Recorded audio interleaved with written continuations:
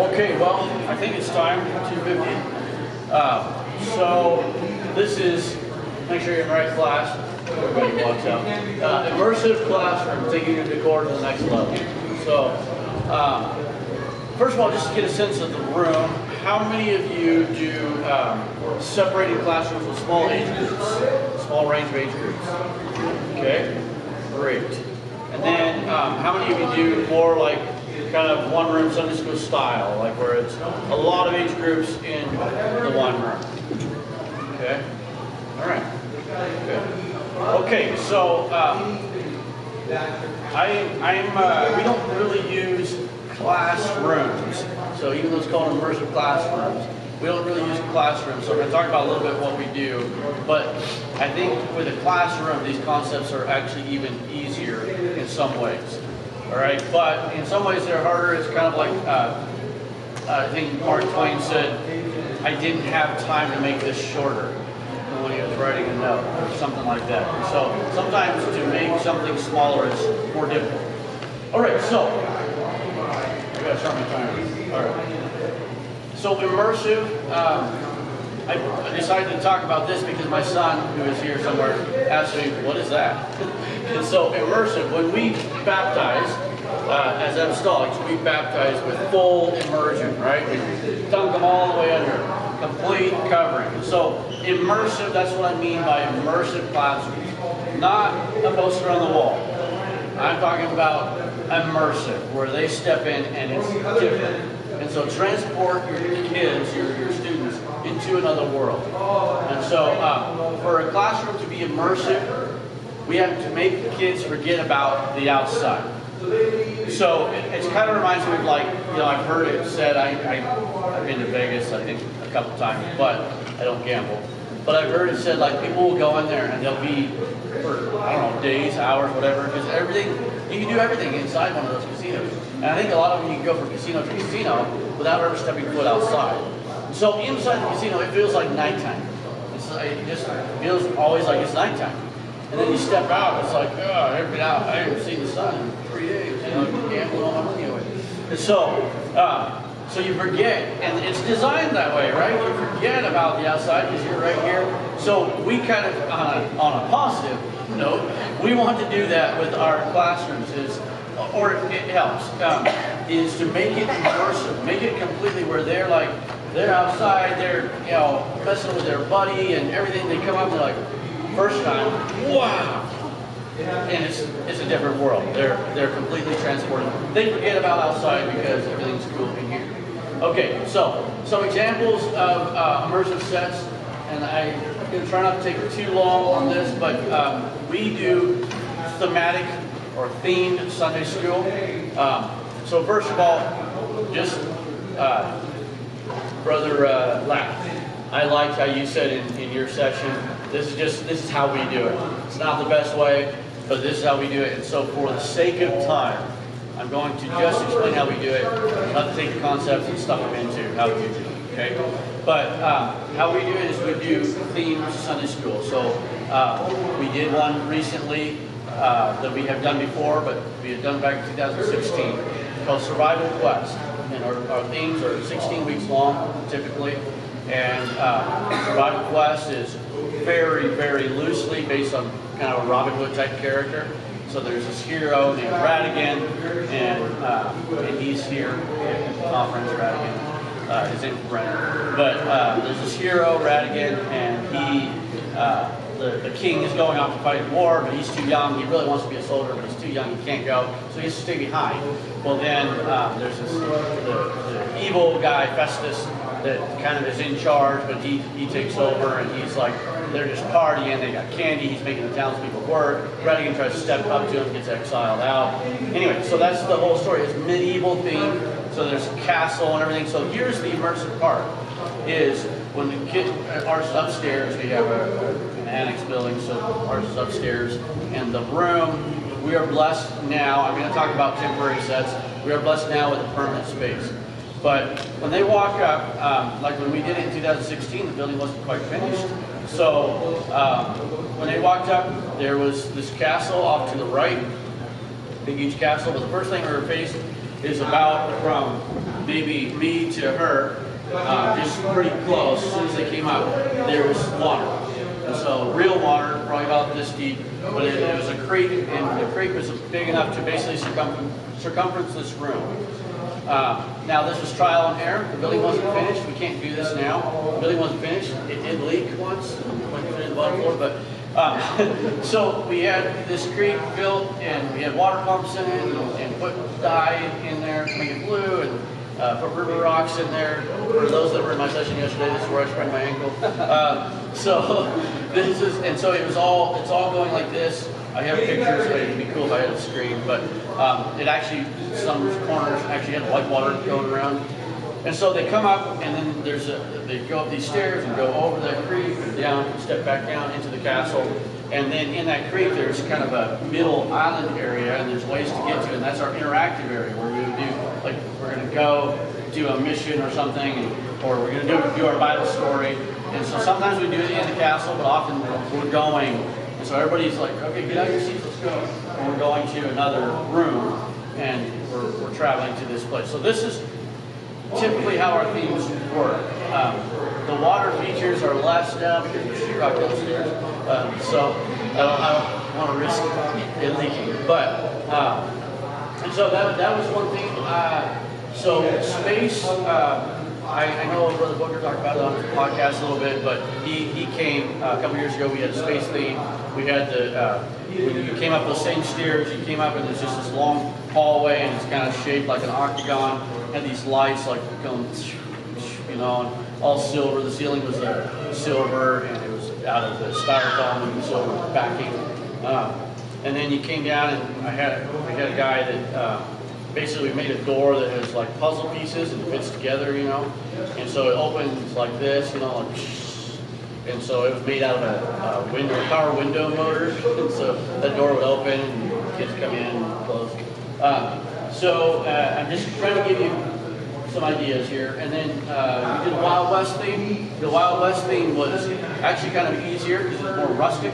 It was a theme where all the disciples were cowboys, and but we did build a whole second level basically in our upstairs area. We built a whole second level, so you go up all kinds of stairs and different things. And we used a lot of pallets for that. That was how we saved money. We used a lot of pallets. Gladiators. We did a gladiator thing where we built a Coliseum. And I'm going to give you, we're just kind of giving you a vision. I'm going to give you some practical steps on how to do this without it costing $1 million. So the Coliseum, for example, it was 12 feet tall, and it was built out of almost all cardboard, free cardboard, and some 2x2s, and a little bit of 2x4s for some bringing in the bottom. And it was 12 feet tall, and it was what's called forced perspective. So there's the doors, and some windows above it. It was a little bit smaller, and the windows above that were a little bit smaller still, so it looked even taller. And we had curtains on all of it. We had maze and stuff, but it was Coliseum. It was talking about back in Paul's day, and the main character was running from Paul. Christian, who was one of the persecuted Christians, became a gladiator on accident. All right. Oh man. Okay, you guys get the idea. Narnia. We did Narnia for anybody that knows what that is. We had a snow machine, that kind of thing. Oh man, I'm taking too long. Okay, so wear kid glasses. Wear kid glasses. So with all of these things, I liked, your wife talked about on your knees, and she said so more eloquently than I could. But one of the things I literally do, I loved how she said that, because I literally, when I'm designing a thing, we're designing one right now, and when I design a theme, when I come up the stairs, and I go like this, and I look at the room. I get on my knees and I look at the room. I'm really big about first impressions, and so I get on my knees and I look, and we share it with the school. They use the playgrounds that I make and stuff. But I look and I'm like, okay, so the school stuff has to be over here. What do I want the kids, when they first come up, what do they see? Or do they not see anything and they just go in this tunnel? Whatever it is, that's more rare. Usually it's like they see, I want shock and awe, you know, they see this happening. And so, so I get on my knees and I wear kid glasses. And then make it kid cool, but not secondhand. Keep your standards high. So here's the thing: is I like cool stuff. I like like black and silver. I like Apple. I like streamlined. Kids don't really. They're not into that. Kids like blue and green and purple and pink and kids, they like, even boys, they like that stuff, right? And so, but at the same time, we can get, sloppy, I guess. You have to be careful not to get sloppy with it. Like, oh, they're just kids. No, make it cool, make it next level, make it awesome. So be creative, make it very, kid-friendly, but awesome. And just remember, with that, I use myself as an example because I am like totally opposite of what kids like as far as decor. But at the same time, when I'm building sets, I'm just being a little kid. I'm just like, oh, this is going to be awesome. And so, where are those kid glasses? Okay, sensory overload. I talked about this already, but the first impression, and that's your sight. All right, so I'm going to go through the 5 senses. But your sight. So this is a big one for us, is sensory overload. So when you come out, again, that shock and awe, like, wow, there's like, when we did a spy theme, and when we did the spy theme, we had, when you came up, there was, in the middle of the room, there's a skyscraper. But it literally, it was like those things where you had to go back and forth and climb up it. But you climb up it in the middle, and then there's like a ladder on the other side. And then we built a sky bridge, and then we put plexiglass on the side so you could see it. And so when it came up, it was like, wow, there's lighting. And so it goes to, there's a loft up there, so it goes to a loft, which is amazing. So shock and awe, they come up and they see this, it's like, wow. And then sound. Sound is another big one for us. In our Sunday school, we have sound 100% of the time. And so our sound we use, it's essentially movie tracks, but they're theatrical tracks. So we use tracks the whole time and then have sound effects with them.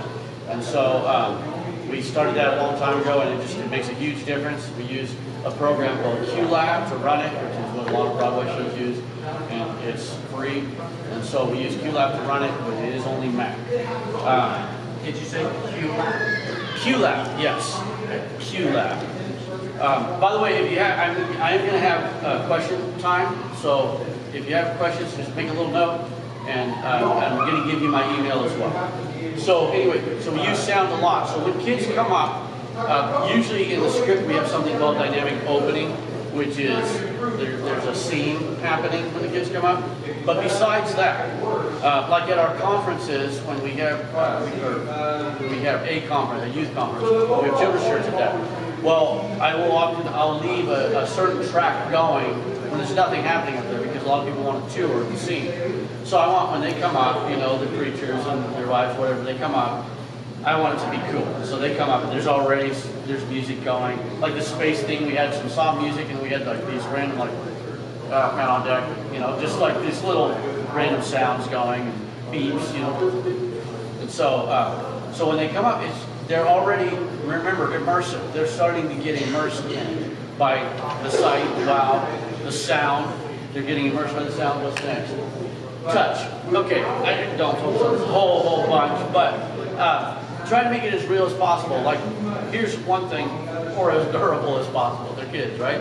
And so, a lot of times what I will do is the first 4 feet up, I might have to spend a little bit more money on what I'm using for a facade. For a facade meaning the covering, what's going to be on the castle wall, because they're going to touch it, they're going to feel it, and they're going to rip it if it's paper.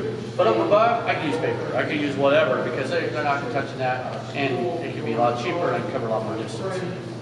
Okay, smell. I haven't really focused on this a whole lot, but I want to. I actually, just not too long ago, I was doing some research on, because I know Disneyland has a whole department that does this, like, these olfactory thing, on your senses and everything. And so I want to actually work on it. I was looking into like the little squirters and stuff, so we're going to very soon. But by next year, if I come back, or I am coming back, if I teach, I'll hopefully have that. All right, so, and then taste. Right now, our main focus is just providing, yummy candy. But you can do taste, you know, you can do taste if you're trying to get the point across about a Bible story or something like that. Like Sister Glad and Derek mentioned, you know, they did something about fish and you could have a dish tuna or something, you know, I don't know, something like that. Okay, oh man, I was saying in the other class, I always feel like, oh, how am I going to feel that the first time? And then, now I don't think I have that. Okay, the brainstorm. All right, the brainstorm. How can we conduct effective brainstorming sessions? So, I like to use, this is something I use all the time, is I like to use the example of money for a brainstorming session. Here's how I do it. Is I say, we're going to have a brainstorming session on our new theme, okay? Just us 5, 6. We're going to have a brainstorming session, and here's the deal. Our budget is $1 million.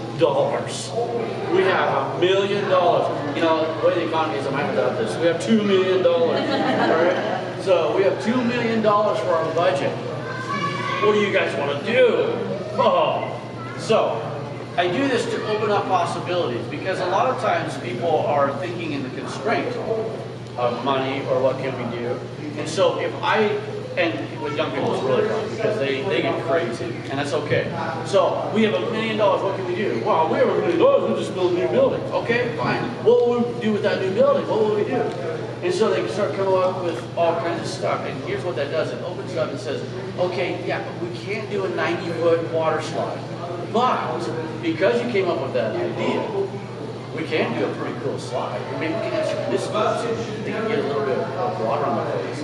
You know, so it opens up ideas. So this is something I do all the time is, okay, we have $1 million. What are we going to do? And then flip it on its head. I'm getting ahead of myself. But anyway, okay, flip it on its head and say, okay, we have $50. What can we do? But do the $1 million one first. We have $50. What can we do? Because now all those ideas are floating around. It's a brainstorm, right? Those ideas are still looking around. And it's like, oh, well, we could do a slide with, you know, I'm just using that for example because we do a slide almost everything. And so we can do it out of this. We can do that. Oh, I know this place has, you know. So, and then invite all ideas. You've heard the saying, there are no bad ideas. It's not true, but just invite all ideas. But especially again, I go back to young people. Don't let it get too far off track. You know, like okay, rein it in. Okay, yeah, come on, guys. We're trying to, you know, we're not really trying to build Disneyland. We're, you know, so rein it in a little bit, but open it up, all ideas, and know your group. So if you have, especially if you have somebody that's kind of not as outspoken and they come up with an idea, man, encourage that. Like that's a good idea. Don't cut up, you know, like, oh, I can never do that. Do it every week. You can make it on. Okay, what if I'm not creative? Anybody not creative in here? Everybody's creative. Okay. All right. So what if I'm not creative? My wife says she's not creative. She is. She can run weddings and stuff. So most lack of creativity comes from the need for practicality. Most lack of creativity comes from the thought process or the lens of practical. Okay, so think about that for a second. If you're like, okay, we're going to do this Sunday school, and we're going to do it in this area, this room. Okay, we want to build a slide. I'm going to use that over and over. Well, that's not practical. We don't have the space. What do we get? We need all these seats. It's not practical. So try to get practicality out the window, and then bring it back. So that's one of the biggest things with creativity. And so here's the other thing is figure out what you want. So throw the practicality out the door. Figure out what you dream that you could have. What would be ultimate for your Sunday school? What would be just fantastic? And this is in like regards to setup and decor.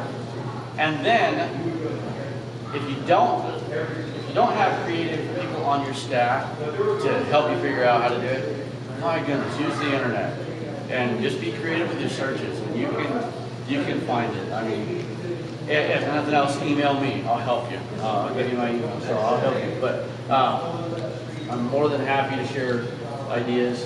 In fact, why don't I give that to you right now before I forget? So my email is Gabe, that's G-A-B-E, Gabe at GabrielBaker.com. G-A-B-R-I-E-L. Gabe at GabrielBaker.com. G-A-B-R-I-E-L. Baker.com. And so email me afterward. You can get my number or whatever. I love to collaborate with other people. I'd love to hear your ideas. I already want to get some ideas from some of you guys. Okay, so I'm more than happy to share ideas with you. And then find creative people to help, even if they're not in Sunday school. Often, we've talked about it in several different sessions, I think even the general one, but often people, they want to be plugged in somewhere, but they're like, no, I'm not, Brother Julian, I am not going to get up on the platform and do backflips. I can't do that. But, man, I'm a carpenter. Or, man, I can paint really good. We had a guy, we used to do, now we order our seed centers, I'm going to give you a website, but we had a guy, we used to get Tyvek house wrap, you know that, using red and white. We used to get Tyvek house wrap, and we would fold over the top edges and tuck it and make our own grommets. And he would paint the scenes on there. And so they were scenes, they were 30 feet long by 8 feet tall. These big scenes, and we would painted them on the Tyvek and then hung them up. So I'll talk about that a little bit later. Okay. So all right, now the other thing with the brainstorm is think through implementation. All right, so you've had your brainstorm, okay, so you got everything gathered, you're like, okay, these are some awesome ideas, and these ones, you know, we're gonna either X or we're gonna put them on the back burner because, you know, we can't quite build a roller coaster yet, but we got all these ideas, so now we gotta put it into implementation, we gotta implement it. So there's a saying that I like to use often, it's by Nolan Bushnell. Everyone who has ever taken a shower has had an idea. It's the person who gets out of the shower, dries off, and does something about it and makes a difference. So, I had some people, there's a young man, and he's not at our church any longer, but he, oh man, he just always had so many ideas. Right in the middle of we're building something, like, oh, we should have done this, should have done that. Just wanted to tell him, just shut up. But he had all these ideas, but could never follow through. Yeah. Oh man, I'm on camera. So now it's time to implement it. So you gotta do something about your ideas. Ideas are not cool unless you do something about it. And so that's the other thing with your team is tell them, hey, I want ideas, give them to me. But then come back to them and say, okay, look, we have to implement this. We got to do something about it. To make it great, we have to do something about it. And then, if it doesn't work, try again. Don't just throw up your hands and be like, well, I mean, you have to do it again. I'll tell you a story. Just days before I was coming here, in fact, my handout was due for the book. My handout was due, and I had almost finished it. I was polishing up, you know, making those cool little images. I was just polishing up some of it, and so I had to leave for work, and so I left and go look at something, and I was coming back, and I blew a tire. So I didn't know it at first. I was like, man, this wheel is like not turns. So I got off the freeway, realized I blew a tire, just barely pulled into Walmart. You know, they have a tire center. So I was like, okay, good. So I pull into Walmart Tire Center. Well, apparently my other tires are too close to the DOT thing. You know, I basically need to replace my tires.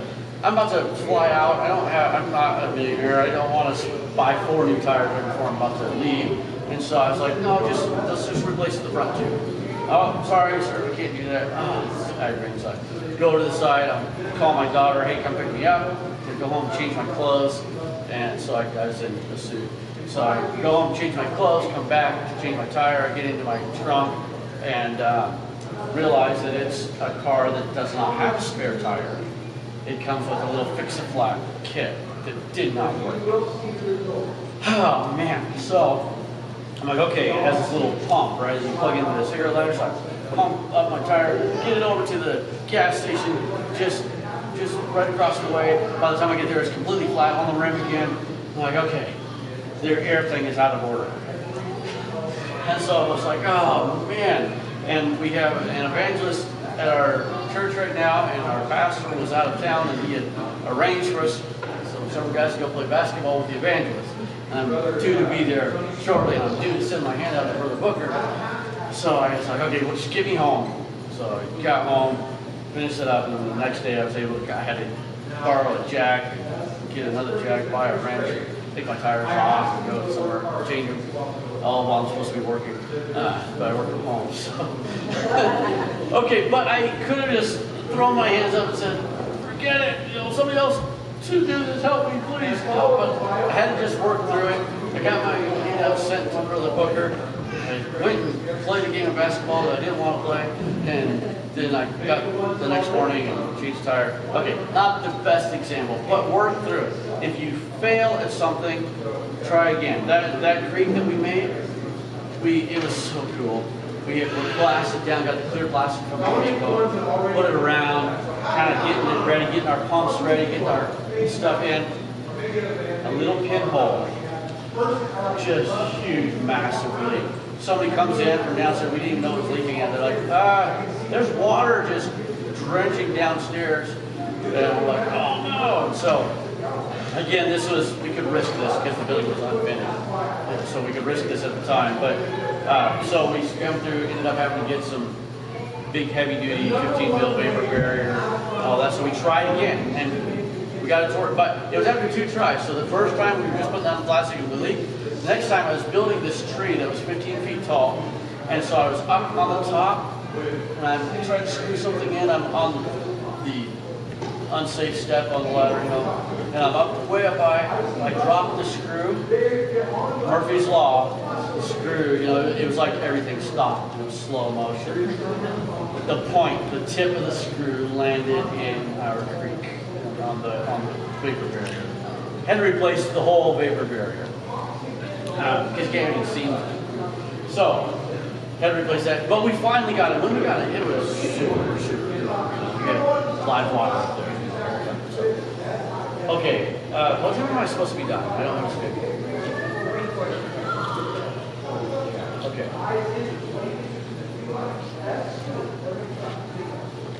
Okay, one more thing on that before I move to the next thing is, I don't want to forget this. I was just telling somebody this the other day. Is some of our biggest frustrations about trying to accomplish something like that is that we expect it to go perfect. We expect it to be easy. So I'm not suggesting you be a pessimist or a pessimist. I'm not suggesting you be a pessimist about things, but have realistic expectations. You're going to change a tire, realize that something's probably going to go wrong. So when you're going to do something big, when you're going to do an elaborate project, understand that everything's not going to just work out perfect. If you go into it knowing that, and it does, whew, that's awesome. But rarely does it. But when it doesn't, then it's like, okay, that was expected. We knew it wasn't going to go perfect. So we're going to just keep on going. We're going to keep on trying. And it's, yeah, exactly. Still exactly. Okay, what takes it over the top? The details matter. There's a book, and no insult to the author, in fact, it's a very good book, but it's Don't Sweat the Small Stuff, and it's all small stuff. But I believe that details matter, and I like to think of like Steve Jobs, how when he first built the Mac, the innards of it, where everything's lined up. So the details matter. So think about kids.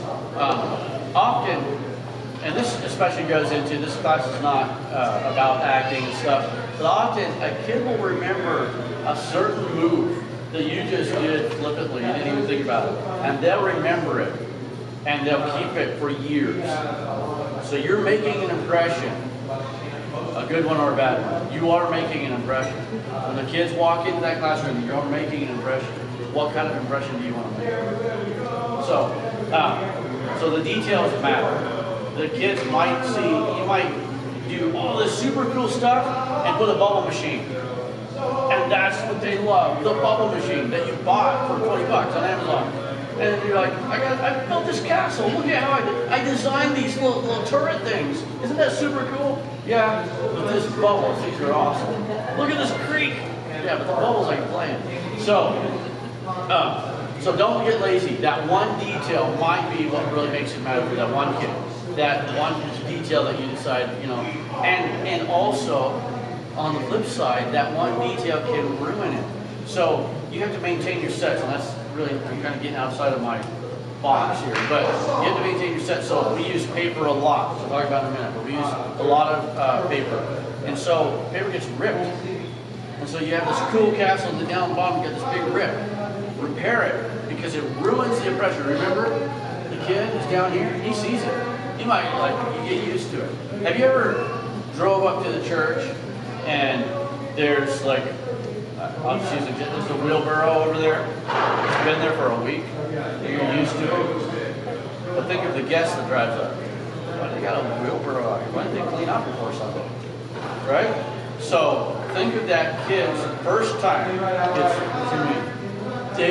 It's David's first time to Sunday school.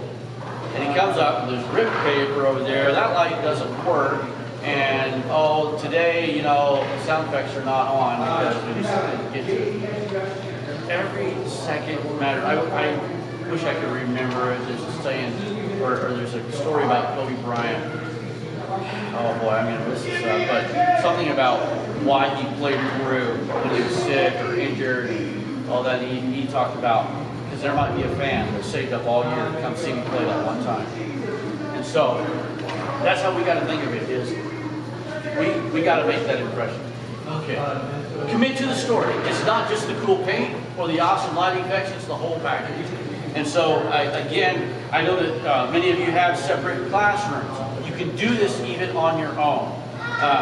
In our classrooms, we have several segments in the script, and usually the segments are ran by 2 or 3 actors, and so they're in full costumes.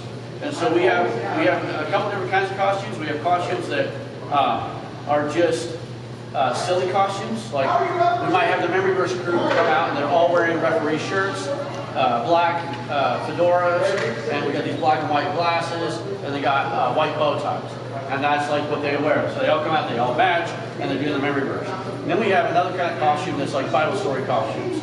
You know, we got soldiers, we got robes and beards and that kind of thing, Moses, whatever. So we have Bible story costumes. And then we have our theme costumes, which is like I talked about earlier, I talked about it in the other session. We might have a pirate like First Mate Scar, is an evil pirate, and so he's got his costume, and they usually buy their own costume for that. So we have several different costumes, but going to those theme costumes, commit to the story, full immersion, right? So when the kid comes up, they come up, and David, he sees this big ship over here, and there's the flag in up, it's tattered, and it's blowing in the wind because of the fan going. He hears the water and the creaking of the ship. He hears seagulls in the distance.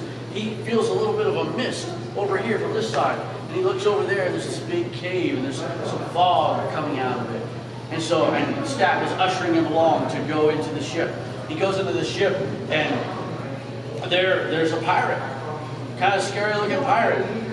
Get seated, sit down over there. And then on the stage, there's a sword fight happening, and there's all kinds of sound effects, and there's people running around. Okay, so this is how we try to do we call it dynamic opening. And so even our kids that come regularly, this changes every time. It's not the same scene. And it's often a preview of the upcoming Bible story, it's a preview of the theme skit, or it's just something that ties into the lesson. And so they come up and there's something happening, and it's about 2 minutes long. You can get all the kids up and seated, and then the segment changes to a welcome. But we're committed to the story. We have everything going, all those senses, the costumes, everything. I see people yawning, oh no. Okay, the unveiling. Save the best for last. Let the scene unfold throughout the theme. So we have repeat customers, right? We have people that come every week. And so let the scene unfold. So like, you know, they come up, and I don't mean, like, don't hold back too much. We want them to see cool things. But for example, we're getting ready, we're doing a theme right now, it's Salvation Voyage, and it's Pirates and Navy. And so on this theme that we're getting ready to do, it rotates around. And so on any given week, one week they're coming onto the pirate ship, another week they're coming onto the Navy ship. Well, we want them to look different. And so we're designing that right now, how that's going to look different, where it can be kind of a quick change. And so let the scene unfold throughout the theme. How long do I have till? What's my time? 3:40? Okay. All right, thank you. Okay, let's get creative. So, all right, let's talk about how we do some of this stuff. Okay, so ideas for facades and lots of space. So if you have, well, I guess even if you have a small classroom, but if you have a permanent space, I want to talk about some ideas for that, and then lots of space. If you have to cover this whole wall, it can get expensive. There's all kinds of ways to do it. It can get expensive. So, free cardboard. Go to a furniture store and ask them to give you a dumpster dive. Or if you have somebody in your church that works somewhere that ships large items. The other thing is there's something called slip sheets. If you have somebody that works at a factory of any kind that gets shipments of things like cans, whatever, they have these slip sheets. And so that's cardboard that's uniform and it's flat. And so you go dumpster diving, you're going to have to unfold boxes and stuff. But slip sheets they're sheets that they slip between things in their packaging. And so if you can get slip sheets, sometimes, I've gotten them before, they're 4x8, that's awesome. But oftentimes they'll be like 44 by 48, like pallet size. But it's really handy if you have a stack of those slip sheets. Now you can do some pretty cool stuff. It's all uniform, it doesn't look, secondhand. It looks really nice. So that's a cheap, or that's essentially free way to do it. Painter's paper for everything. Just kidding. But painter's paper is awesome. So you go to Home Depot and it's a roll like this. They're like $12 or something. And get painter's paper. Here's how we did the Coliseum. Now, you don't have to do it quite this involved. But what we did is we roll out, how much ever, 20 feet or whatever, cut it off, crumple it all up as small as we can, and then pull it back out, so now it's all wrinkled. So if you kind of use imagination, it looks like stone a little bit, right? Pull it out, and then what we did is I had cut a pattern, brick pattern that was like about this big, and it was the size of the paper by about 8 feet long.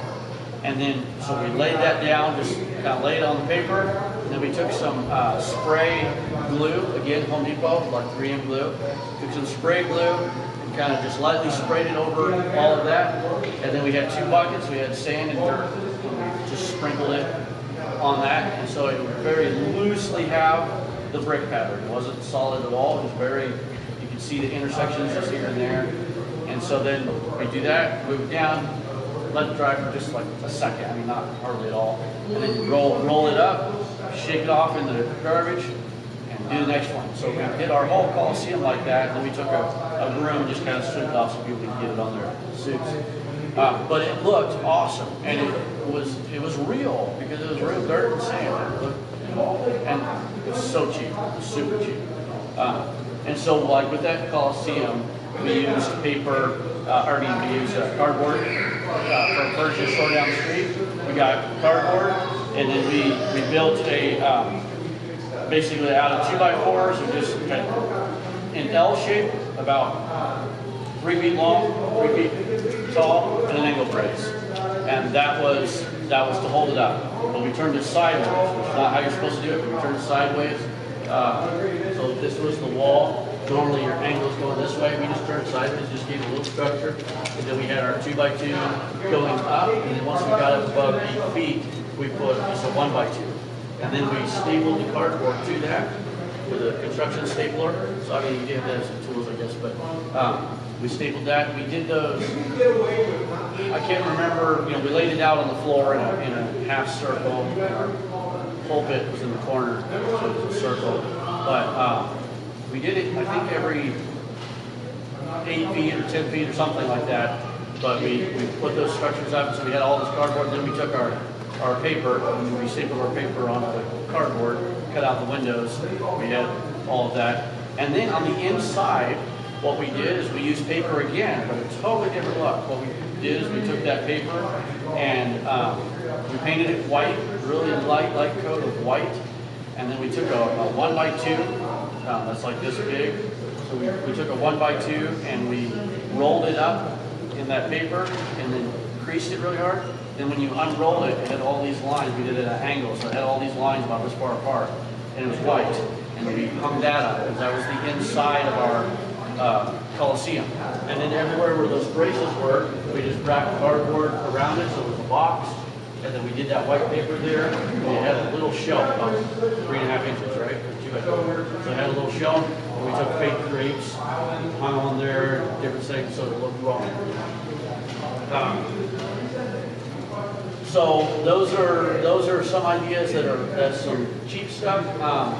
Now the next kind of level up we're talking about facades. The next level up is the cheapo vinyl scene centers. Yeah, I'm sure you've seen them, like the brick ones or stone ones. You can get them on Amazon. You can get them on Windy City. If you just Google scene centers, this is what's going to come up. And so, and they have all kinds.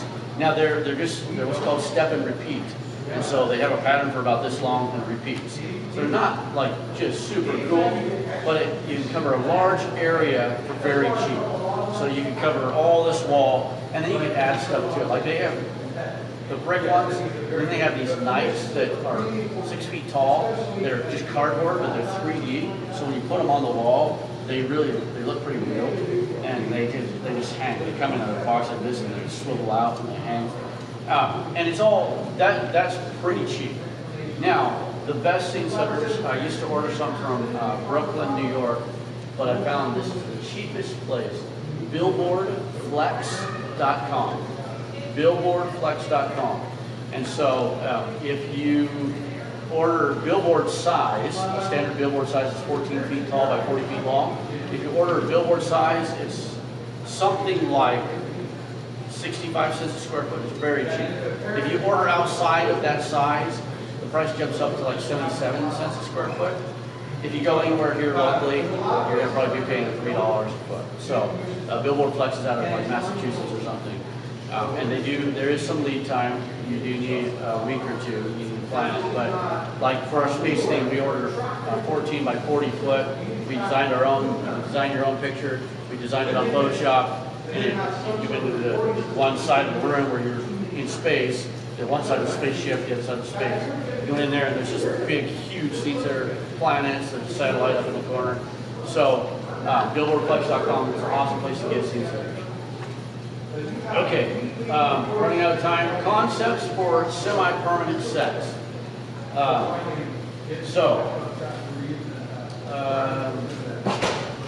Okay, I didn't cover everything. There's a lot of cheap ways to do things, but I'll just mention this. You know, Tulle, like for weddings and stuff, that's another cheap way to do like sky. Cover, I'm talking about economy, like a lot of area. If you're trying to cover a lot of area. If you're trying to cover a smaller area, you can do that too, but you can get a little more creative because it's less expensive, right? But you can use Tulle and do lighting. If you have a permanent space, change these lights out for blue ones, and then put your Tulle down, and it just gives it a really cool effect. Add some white in there for clouds, just kind of subtle. The other thing, we used to use this a lot. I'm having a hard time finding it. I just got some, but is blue plastic. Clear blue plastic, and that's great for water and sky. Okay, concepts for semi-permanent sets. We used to do, we didn't do slides, but we used to do pretty amazing sets that had to go up and come down every single week. And so we would set up on Saturday night and take down Sunday morning after Sunday. And in fact, the thing that we're getting ready to do, Salvation Voyage, Pirates and Navy, we did that as a setup and take down. The room was about this size. It was pretty small. And so we would cover all of the walls with, see, we had blue plastic hanging from the ceiling. And then for our ship, we actually took plywood, and we had plywood, and one side of it was orange, like a dingy orange color, and that was the pirate ship floor. And the other side of the plywood was gray, and we had painted these big, huge heads of bolts, you know, to look like it was bolts and it was all uniform. That was the other side. And then I can't remember what we did for the inside, but we had a railing, and the pirate, or the pirate ship was it was a wood rail with certain kind of spindle. We clamped it on with construction clamps. And then the Navy ship, we did the same thing, clamped it on, but it was like we got that chrome spray paint, shiny. So you can be super creative. In fact, that was the set. I remember a guy coming back with his kids and left rather abruptly. I thought something was wrong, so I ran out to catch him. I was like, "Hey, how's it going?" You know, and introduced myself. And I was like, "I said, are you taking off?" And he's like, "Oh, I'm going to get my wife. She's got to see this." And so that was in a little tiny room like this. So you can do it. It's just there's more constraints. Okay, so a couple things with that is self-standing walls. So one, this can be kind of expensive, but at Home Depot or Lowe's is the 4x8 styrofoam. If you use that 4x8 styrofoam, and then you can build whatever kind of feet, or you can lean them against the walls, but they're movable, and you can make it look super cool. The other thing that we did, we actually have done this even with boats that had a curve on it, but for walls and corners, is hinges. So hinges have a pin. And so if you have a corner that needs to go together, you put the hinge together, and you have one side of the hinge on this wall, 2 or 3 hinges, one side on this wall, and those are removable. You can stack them up somewhere, but then you bring them out, and you throw those together, and you drop the pin, don't lose the pin. Drop the pin in the hinges, and it holds that wall. So it's a cheap way to have something that's full. Okay.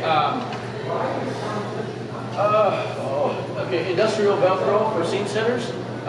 If you are allowed to, if you can put industrial Velcro, like they make it white or black, so white usually will match better, but if you can put it in if you're allowed to put one side of that Velcro up in your classroom and have it up every 4 feet or whatever, just a little rectangle of Velcro, and then you have it on your scene setters, on the back of your scene setters, on the cheap vinyl ones. So then when you come in and set up, you just grab that scene setter, roll it out, and you're sticking that Velcro to Velcro, and now you got your classrooms all decorated, and that's a pretty cheap way to do it. I already talked about the carpenter plans. Okay, finally, I need to hit this last section. Keep the wheels turning, reusing and repurposing. So store good / expensive items for rotation. We do ages 5 through 11, so that's what, 6 years?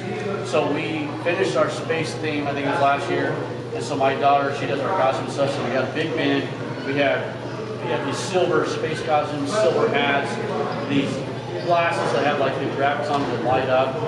We have the shoes, they're silver, and they do lights, different colored lights, all kinds of stuff like that. So she packs them all away, some of our main props, puts it in the bin, and we did a time capsule. So it's do not open until 2000 whatever, 2027 or something like that.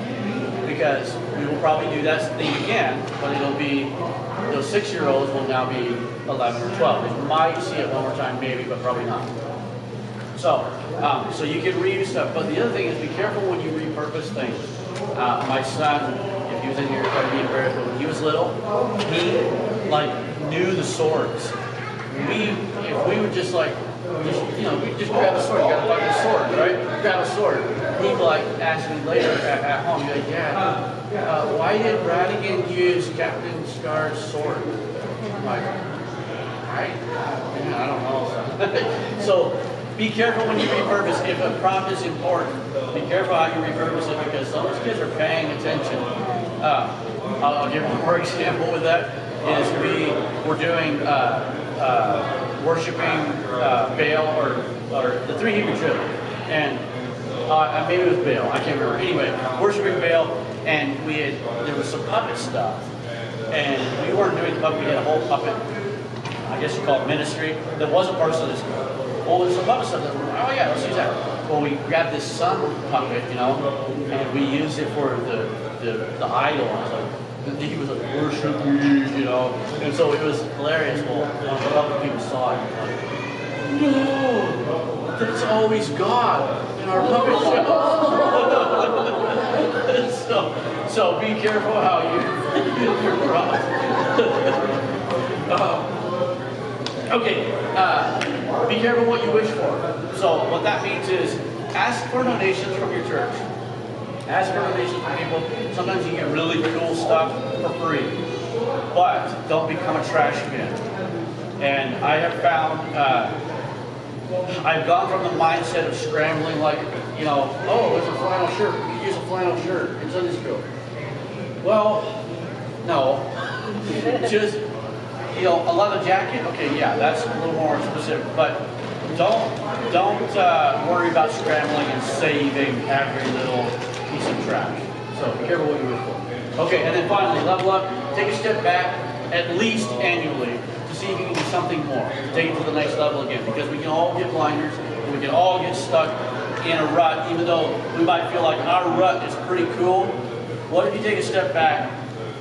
Let's us 6 get together and brainstorm again, and we got a new budget this year, $2 million. What are we gonna do? And let's see if we can take it another level. Yeah, by faith, take it up another level and see if you can do more. Like, hey, we've never done this before. I mentioned this in another session. Maybe your staff looking at you sideways, like, really? We're gonna do that? Like I have some things written down that I had wanted to do, and I was looking back at it done. I wanted to do a slide that went through a wall and landed in another room. Well, for our spy thing, we did that. We did a slide. There was a tunnel slide. When you landed on the other side, you were in a completely other room, and you had to climb a net to get out. And so, one I haven't done yet is I want to do a slide that catapults you into a foam pit. So, work on that. I'm coming. Huh? I'm coming. Okay. I have a slide right now that's just got framed, but it's just a normal tunnel slide.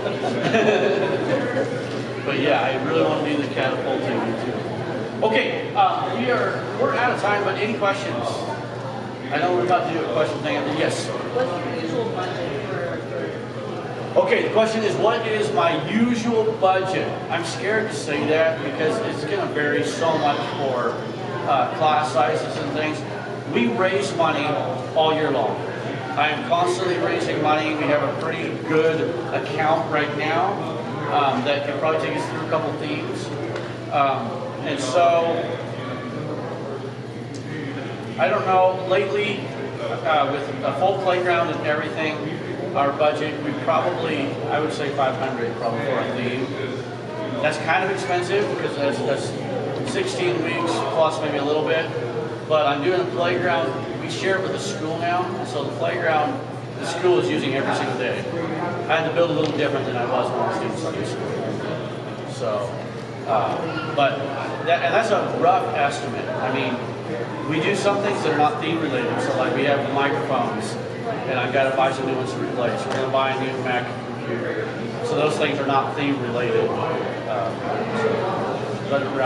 Yes? Do you have like a website or somewhere you can send us pictures of everything? I will make one. I'm trying to. So yes, our question was, do I have a website? If you email me, can I send you pictures? I can send you pictures, but I am trying to put some together so that, because I have some other people asking for it via email, I'm going to try to get that done. I'm going to, let's see, it's about to be made. I'm going to try to get it done by the end of the month. So, and my email again is gabe@gabrielbaker.com, so email me. I'd be glad to help you out. Yes, go ahead. How often is your budget? Like, how often do you guys do the thing? Like, So we usually go 16 weeks. We usually go 16 weeks, and then our turnaround varies. I wear a lot of hats, and so it depends on just kind of how busy we are. Like I joked the other day, I think we're in week 10 of our 4-week turnaround. So, but yeah, we usually go 16 weeks, and then we'll have a transition period. So we usually do 3 themes a year, is what we try to do. So we do 3 themes a year. Our third one is in 12 weeks, because we do a big event towards the end of the year, unrelated to Sunday school. And so we have to take down everything for that. So but we use 3 themes. Okay, anybody else?